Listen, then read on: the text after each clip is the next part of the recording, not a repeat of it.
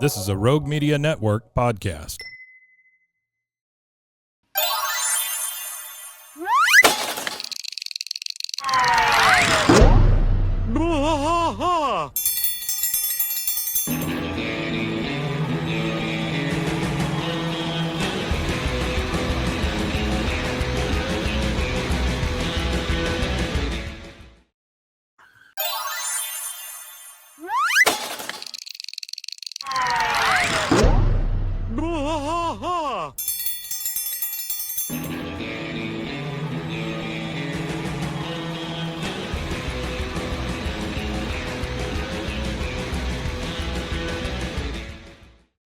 Hey there, welcome to King of the Hill podcast. I'm Mike. And I am Rusty. Rusty, welcome to That Ain't Right Friday. That Ain't Right Friday. Got a couple of things to go over. One of them's really big. I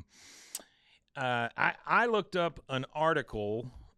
This is not the really big one. This is a little more filler, but Yeah, this one's still cool though. Yeah. But we're gonna end this thing with something really cool. So this article, and I'm reading off my phone. If you see me looking down, my printer needs a new waste cartridge. Something like that. A waste cartridge? Yeah, it's weird. It's weird. Yeah, I've never heard of that. I ordered one this morning, so we'll see. I believe you. I don't know what that is. It's a big color laser printer, and Oh, you got like a school type, like This a big thing- industrial printer. this thing's about the size of a VW. I mean, Oh, it's wow. a big friggin' printer. Every time the new season of King of the Hill referenced North Texas. Now, this is from the Fort Worth Star-Telegram. It was written by Jake Harris. Back on August 29th. Jake the Snake Harris. It says, Arlen could be stand-in for any Texas suburb, but Judge has said he specifically referenced North Texas Richardson for the original run of the show. So that answers the feel and the people, The right? feel of it and everything, but not specifically where Arlen is. Right. No, we've kind of narrowed it down as well as other content creators have kind of narrowed it down to like that, in between Dallas and Austin, the central area between those two. Yeah. So these are the times that North Texas is referenced in season 14. Okay, because that's what we're covering today. We'll be doing episode 8. So there's that one, and then just 2 more after that. Or Monday we did episode 8. So the first one is DFW International. We start off strong with Hank kissing the ground at what looks like Terminal D. Very specific. At very, DFW very specific. International Airport before he excitedly thinks he sees a sign for Bob's. Now, this is presumably Bob's Steak and Chop House, which I didn't put together. Oh, I didn't put that together either. Yeah, Bob's Steak and Chop House. Okay. Instead, it's a boba tea stand. So he's disappointed that it's not a Bob's never Chop. understood boba tea. Who wants little balls in their mouth? What are they made out of? Boba? It's tapioca. Oh, little tapioca balls? Literally tapioca balls. I heard about somebody Went to biting school into with a one kid and they were named like Tapioca filled Balls. with mold. What? Somebody was like biting into them and it had a bunch of mold in it or something. Yeah, I don't doubt that. I don't doubt that a Tapioca bit. balls, Yeah. mold. I don't like it. Moldy tapioca balls. It says a walk through the terminal to the baggage claim spotlights all the high-end retailers that now take up space in the terminal. Armani, Coach, Chanel, Dior, with Hank lamenting that the place became fancy. Second one, SMU, and then the UNT. So these two schools play prominent roles in the season. Bobby runs a German-Japanese fusion, we know all this, near SMU's campus, and while on campus runs into Connie, who is attending UTD. And if those of you that don't know, SMU is in Dallas. Where do we think Bobby's Southern Methodist University. Yes. Where do we think Bobby's restaurant would be located? Greenville Avenue, Knox/Henderson. Oh, actually, somewhere along Lover's Greenville Avenue would make a lot of sense because there's a really, really famous. There's a good sushi place on Greenville Avenue Sushi. I can't remember what the name of it's called. Shoyo. It's called Shoyo. SHOYO. You brought that one up before. Yeah, you I used have. To deliver to I it, used to right? deliver to that place, and actually, I didn't really always like delivering to them because the alleyway in which I had to take that big van through left me literally enough space on either side, about that much. It was such a narrow deal, but their food is super fresh. Really? Like, I'm in there watching them prep, and it's like, it's like 10 in the morning, and they're filleting fishes. Oh, I don't and doubt it. Yeah. Dicing and True sushi cooking places, stuff. they work a lot. Yeah. Uh, TJ Ferguson, hello from Texas. That's where we're at. hey, Hello, Mr. TJ. Arkansas. How are you, sir? I got a friend out in Bentonville. TJ Ferguson, hello. But yeah, Lower Greenville would be. That's where I would think it would be at, because Lower Greenville is kind of like there's like a lot of it's like a gentrified area, I guess you could say. Mhm. But it's got a bunch of little niche restaurants and like little Yeah. what do they call it? Boutique shopping and all that kind of stuff through there. They got a lot of good food through there. The next one is Megalomart. Hank and Peggy make a trip to the local Megalomart toward the end of the episode. Megalomart is a stand-in for big box stores or grocery stores like Costco or H-E-B's.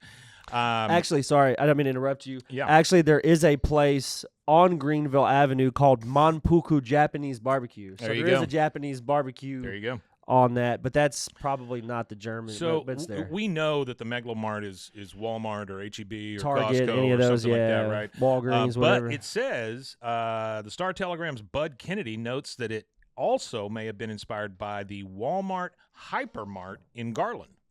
I've never been there. I've never seen Well, that. I mean, think about it. Hypermart, Megalomart. I mean, that's kind of that. I kind of want to go may to this well place just to see This it place now. was I've never demolished. seen. This place I've was never demolished seen, in 2008. Oh, it was? Yeah. Oh, man. Next one is Alamo Beer, and they start. Oh, okay. I actually looked it up. Yeah. Hypermart. I remember Hypermart. Was a demonstrator project operated by Walmart in 80s and 90s, Mm-hmm. which attempted to combine groceries and general merchandise under one roof at a substantial discount. Yeah. It was based on other retailers. So France has one called Auchan and Cherfeu, Auchan. or however you sell that. But there was one in Midwestern, Meyer, M-E-I-J-E-R, Yeah. Meyer. There's that big one out there.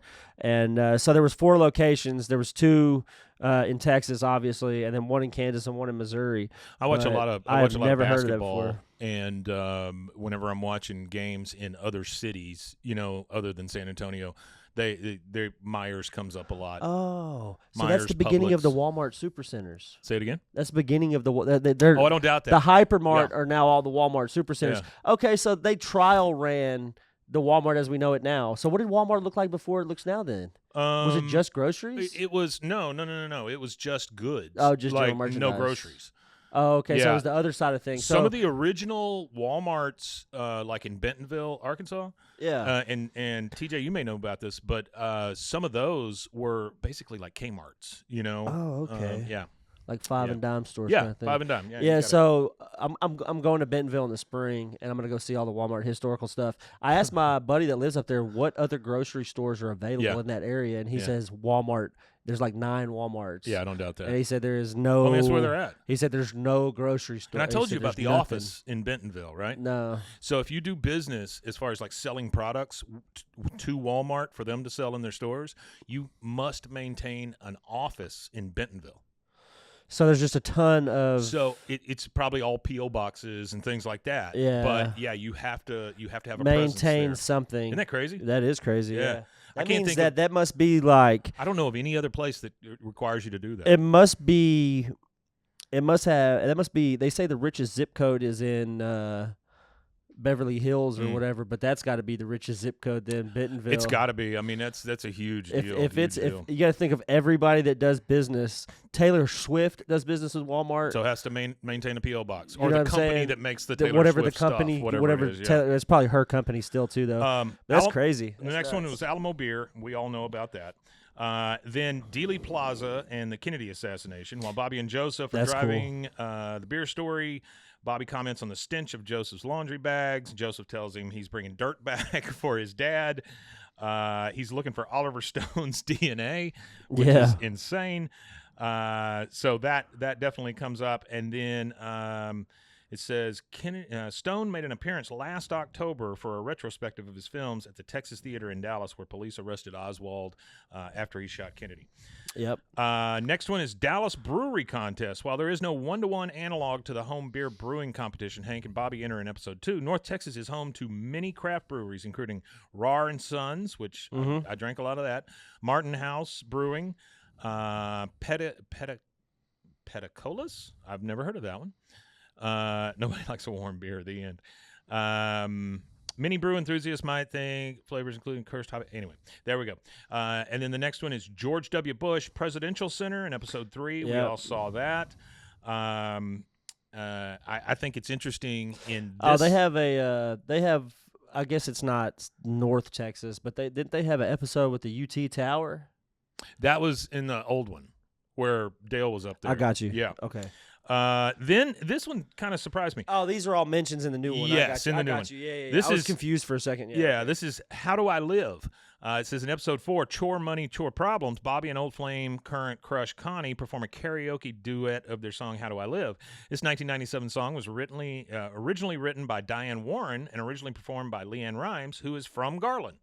So, I mean, that's kind of cool. That song was around like 20 years before it was in Con she Air. ever sang it. Yeah. Before, what I'm saying, that song, the song had been written, what, didn't it say 1977? 1997. I thought, never mind. There's some song that one of them female singers sings that was written like 30 years before she ever got it. Blue, that song. Oh, yeah. That song was written 30 years before she sang that song. Right? Nah, there was another one. I can't remember. Well, it's the one by getting Dolly confused. Parton that Whitney Houston sang also. Yeah, not that one either. That's a big one. That's a really big one. Matter of fact, Dolly Parton said that that's the reason why she has no problem licensing her songs out and letting people use them, because that one song right there probably made her more money than any other song that ever made her.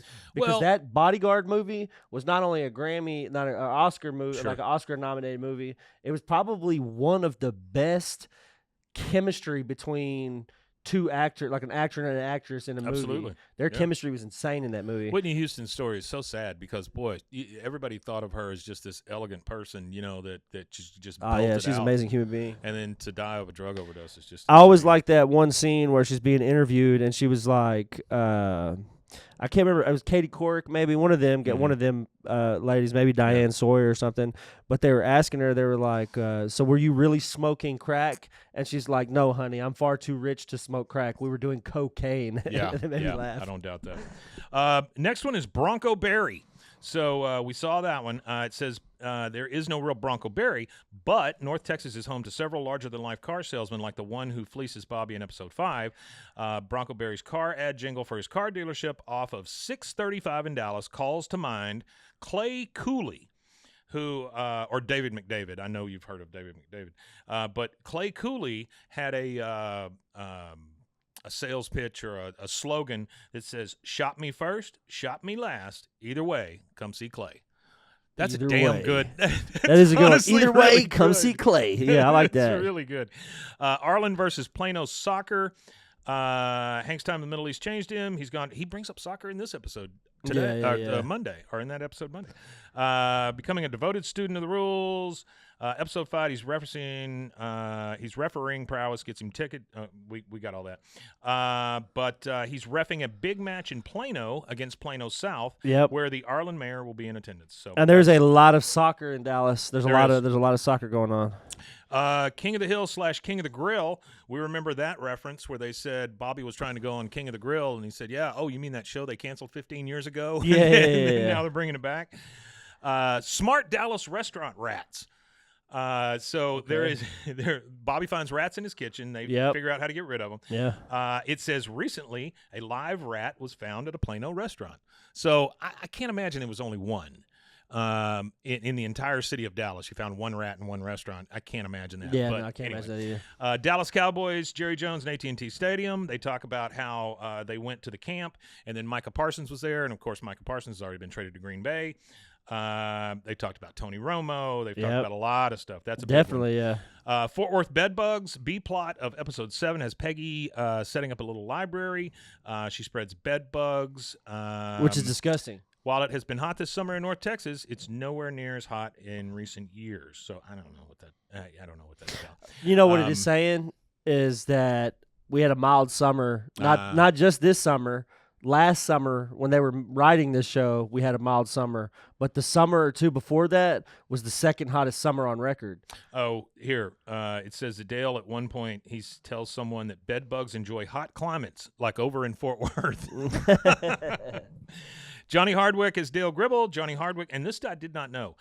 Johnny Hardwick, the original voice of Dale Gribble, of course, he passed away. It said he's credited in episodes 1, 2, 3, 5, 6, and 7. Okay. So when we hear Dale today, or in the it'll be. I'm bad at this. The Johnny episode Hardwick. on Monday, it was the new voice. Okay. Let's see. Dallas Foodie Week. Bobby is preparing for Dallas Foodie Week in episode 9. We're not there yet. No Hank left behind. While there is no official Dallas Foodie Week, there is a DFW Restaurant Week, and it's technically not a week. It is a month-long food event in August. Features meals from all across the Metroplex. Oh, that sounds exciting. So that's kind of cool. Then the Zapruder film, we know how that worked into because we already talked about the Dealey Plaza. Yep. Central Medical in Dallas. Dealey Plaza. In episode 9. If you want to see like a historic old part of Dallas, that is the original. Like people, when you go to Dallas now, you're on I-35 on a big swooping highway and everything. But the original way to enter Dallas used to be like Dealey Plaza. Like when you're entering Dallas, absolutely. you would come down through Dealey Plaza, and that's how you would enter Dallas.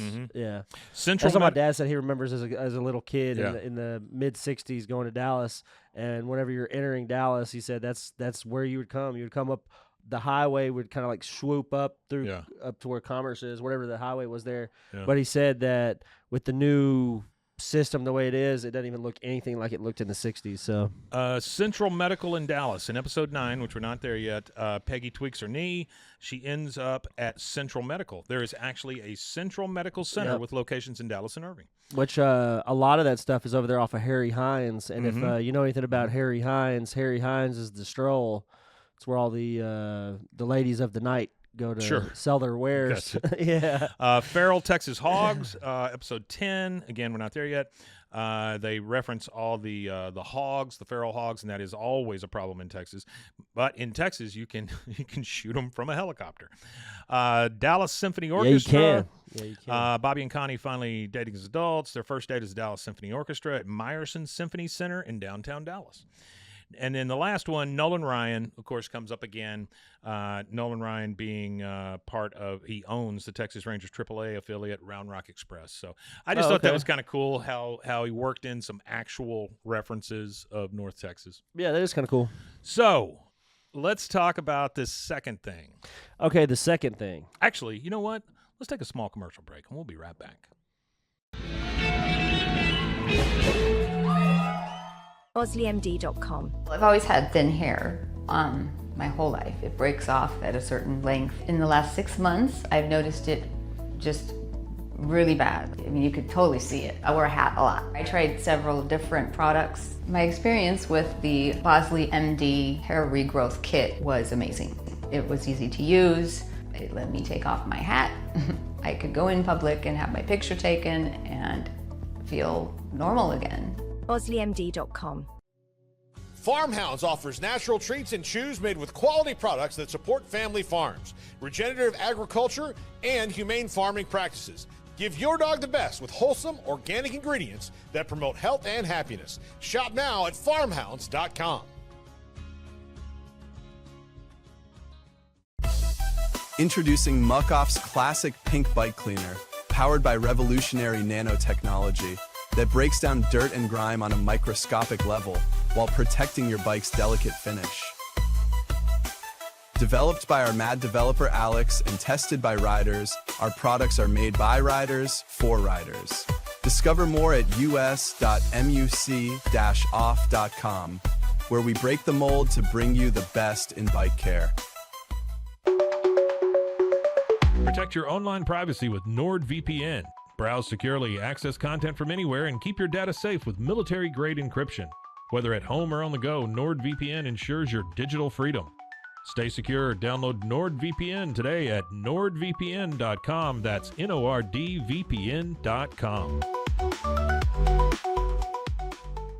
Looking for tickets to the hottest shows, games, and events? Ticket Liquidator is your one-stop shop for great prices, no hassles, and guaranteed tickets. Since 2003, we've been connecting buyers and sellers, providing access to sold-out events at prices lower than most secondary market options. Whether it's sports, theater, or concerts, our massive nationwide network ensures you get the tickets you want, guaranteed. For the best seats at the biggest events, start with Ticket Liquidator today at ticketliquidator.com. That's TICKETLIQUIDATOR.com. Ticket Liquidator.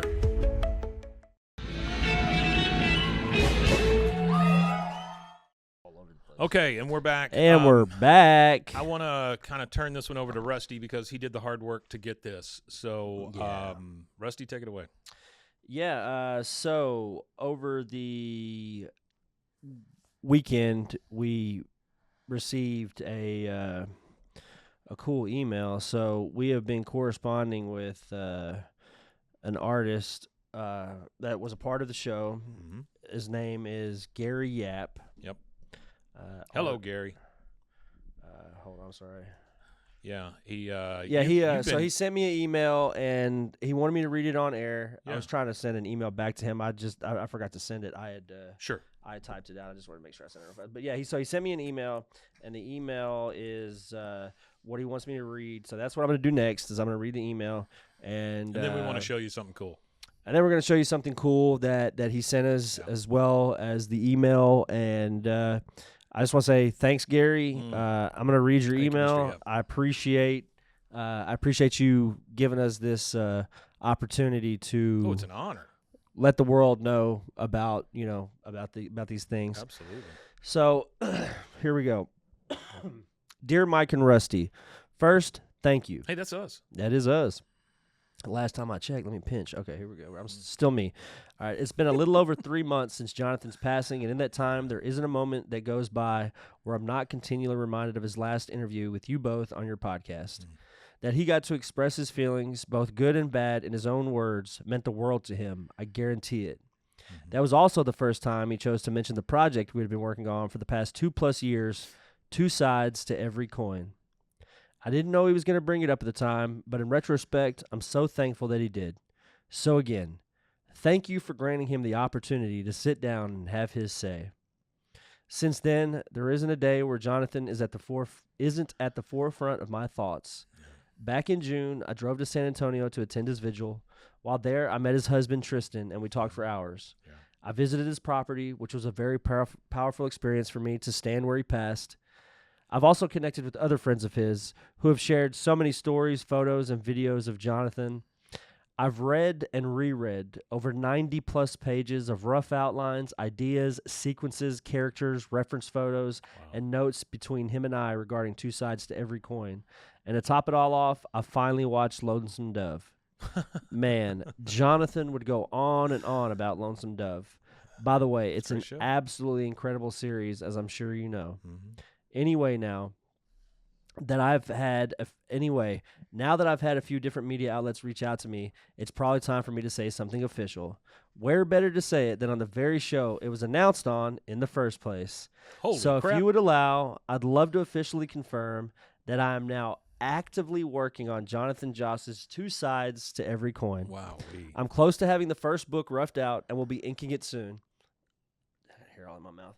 As I do so, I'll be posting process videos on my YouTube channel. Yeah. His YouTube channel is youtube.com/ArtOverLifeStudios. You can type in Gary Yap, and I'm sure that would also bring results as well. Yeah. But it's Art Over Life Studios.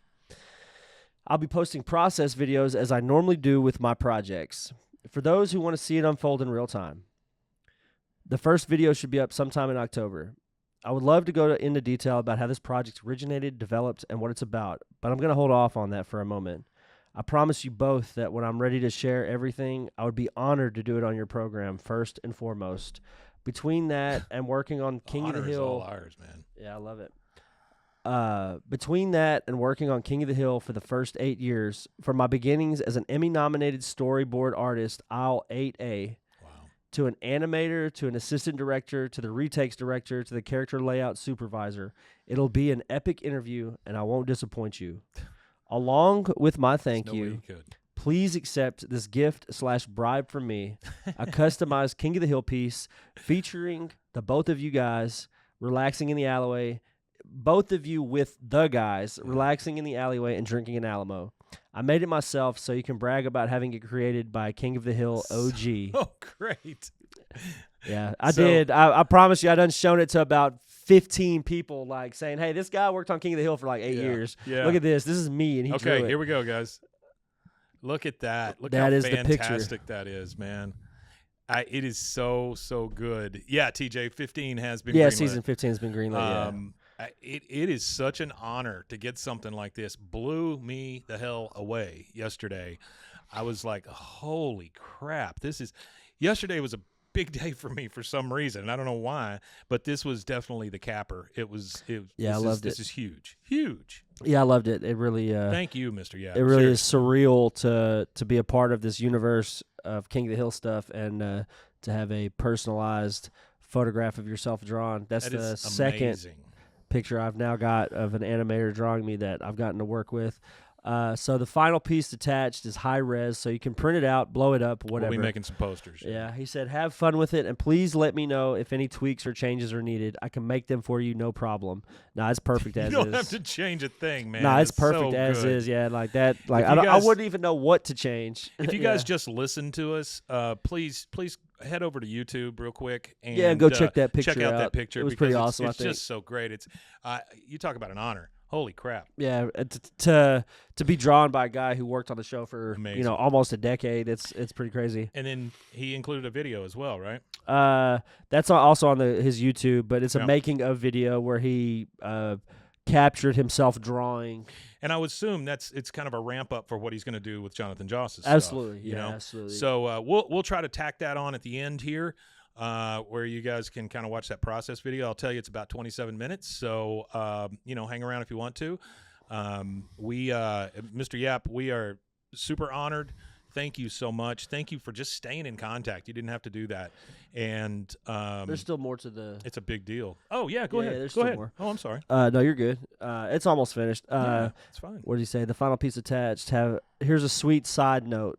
In all my years on King of the Hill, I have never, to the best of my knowledge, drawn John Redcorn until now, Wow. until your piece. Holy crap. So the first time he draws John Redcorn is also the first time that he drew both of us in the same photograph. My one regret Same about that picture, Jonathan Joss interview is we had that kick-ass King of the Hill poster there. I wish I had just got him to sign it and kept it.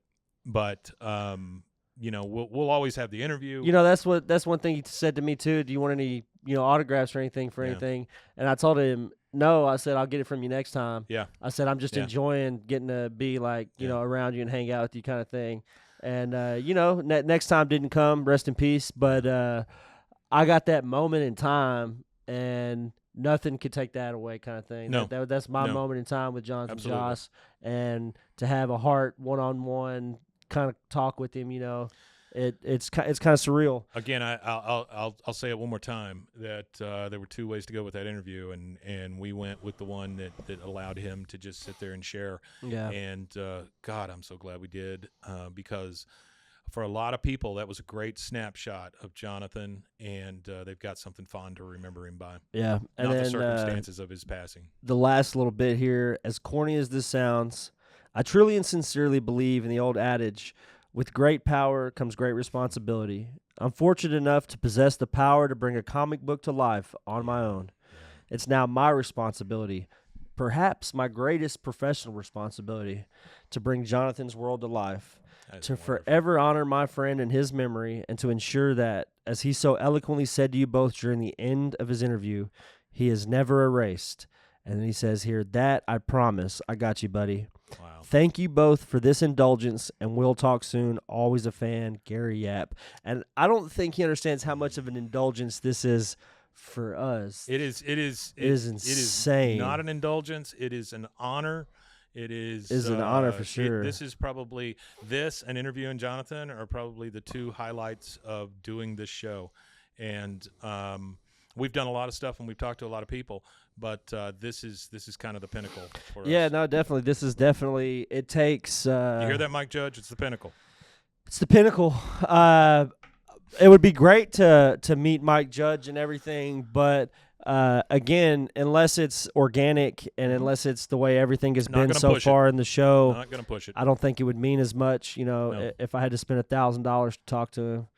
No, I'm or not going to do that. whatever his rate is. Nope, not going to do that. I doubt he's got a rate. I doubt he's got a rate either. I don't think he's somebody that could be purchased. No, probably not. He does what he has to do for Hulu, and it's probably about as far as it goes, I'd imagine. Yeah. I imagine most of his press is done just for the actual work part of it. I would imagine. He's a very private person, he seems. He is. Well, guys, thank you again for joining us for a Friday. A little bit longer of an episode, and we will tack on the Gary Yap creation video. Thank you again for joining us. We love you all, and couldn't do the show without you, and I'm so thankful that you guys are along for the ride. So one last thing to say. We Matanye. We Matanye indeed, folks. Take care of yourself out there, okay? Because you never know. We'll see you next time.